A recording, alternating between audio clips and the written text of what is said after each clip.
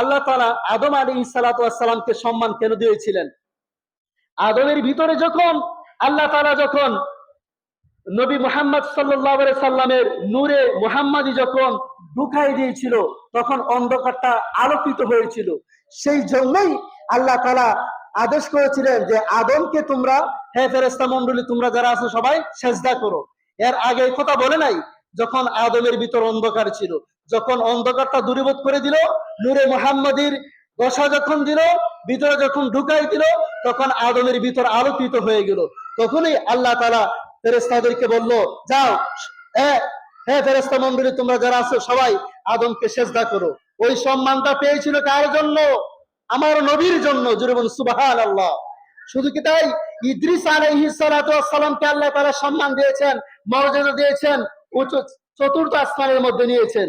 এই আসমানে ইদ্রিস আলাইহিস সালামকে নিয়েছে, কিন্তু আমার নবীকে আল্লাহ পাক রব্বুল আলামিন শুধু চতুর্থ আসমান নয়, পঞ্চম, ষষ্ঠম, সপ্তম আসমান পাড়ি দিয়ে, লা মাকাম সিদরাতুল মুনতাহা পাড়ি দিয়ে আল্লাহ পাক রব্বুল আলামিন আমার নবীজিকে মেরাজ করেছেন সশরীরে। জোরে বলুন সুবহানাল্লাহ।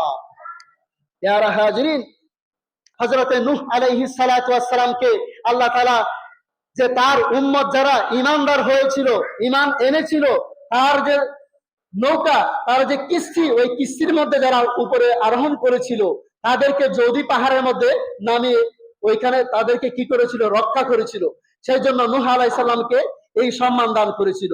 পানি থেকে তাকে পরিত্রাণ দিয়েছিল। কাকে? নূহ আলাইহিস সালামকে।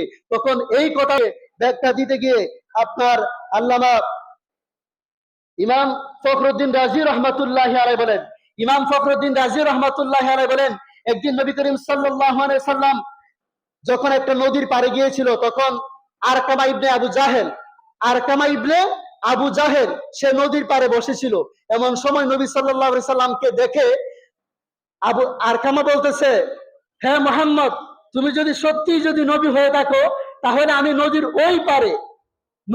ওই পারে আমি একটি পাথর দেখতেছি, ওই পাথরকে তুমি বলো ওইখান থেকে যেন পাথরটা এই পারে চলে আসে। জোরে বলুন সুবহানাল্লাহ।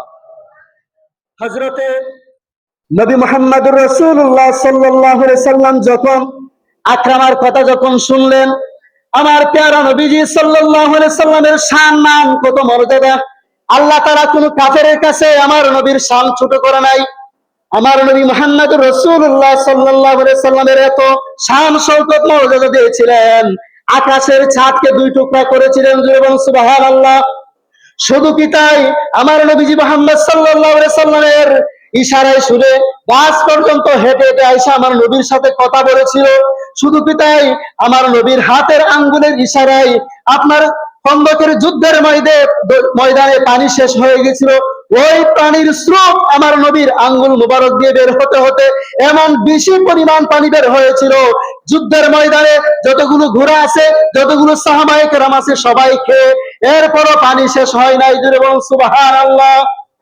আকরামা আমার নবীকে যখন প্রশ্ন করলো, আপনি যদি সত্যি নবী হয়ে থাকেন, তাহলে ওই পারে যে আপনার পাথরটা আছে, ওই পাথরটাকে আপনি বলেন চলে আসতে। আমার নবী শুধু হাত মোবারক দিয়ে ইশারা করলেন, রে পাথর, দেরি করিস না, আমার কাছে চলে আস।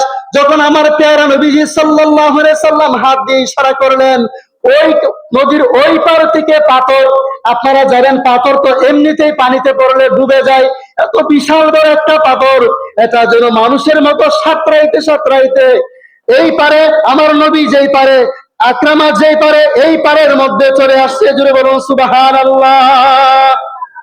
আমার নবীর শান মর্যাদা আছে না নাই? এরপরে আকরামা বলছেন, যদি সত্যি হয়ে থাকে, তাহলে তুমি আবার বলো এই পাথরটা যেখানে ছিল সেখানে যেন আবার ফিরে চলে যায়। আমার নবী ওই আকরামার ভিতরে খবরও জানে, কারণ পাথরকে যতবারে আনি, যতবারে নিয়ে যাই, আর ছাদকে যতবারে দুই টুকরা করি না কেন, তারা যে বেঈমান এই কথাটা আমি জানি, তারা কখনো ঈমান আনবে না। কিন্তু তারা যেন আমি নবীর সম্পর্কে তাদের ধর্মের লোকের কাছে যেন অপবাদ দিতে না পারে, সেই জন্য আমি প্যারা নবীজি এই শানটা দেখাইলাম। জোরে বলুন সুবহানাল্লাহ। ঠিক আগের নেই, আবার এই পারের পাথরটি আবার যখন নবীজি সাল্লাল্লাহু আলাইহি সাল্লাম ইশারা দিলেন, ওই ইশারাতে পাথরটি আবার সাঁতরাইতে সাঁতরাইতে ওই পারে যেখানে ছিল ওইখানে লেগে গেছে। জুরুম সুবহানাল্লাহ। আল্লাহ তাআলা আমাদের পেয়ারা নবীজির শান মান আজমত সম্পর্কে যতটুকু জেনেছি, আল্লাহ তাআলা এই মুহাব্বত আমাদের মৃত্যুর আগ পর্যন্ত যেন আমাদের সিনার মধ্যে ধারণ করতে পারি, লালন পালন করতে পারি। আল্লাহ যেন তৌফিক দান করে, সকলে বলে আমিন। ওয়া আখিরি দাওয়ানা আলহামদুলিল্লাহি রাব্বিল আলামিন। আসসালামু আলাইকুম ওয়া রাহমাতুল্লাহি ওয়া বারাকাতুহু।